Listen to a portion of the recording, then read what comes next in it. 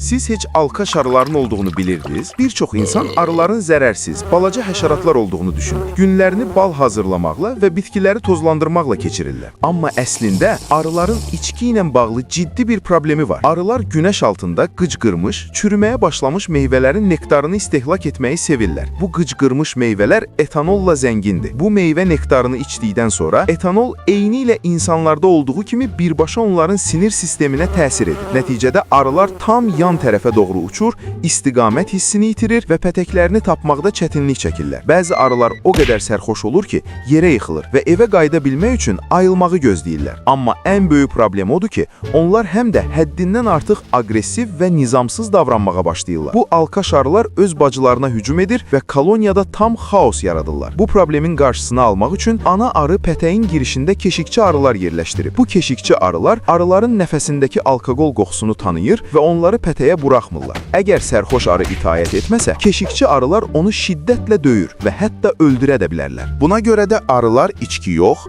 Suber tətbiqi vasitəsilə su sifariş edib içməlidirlər.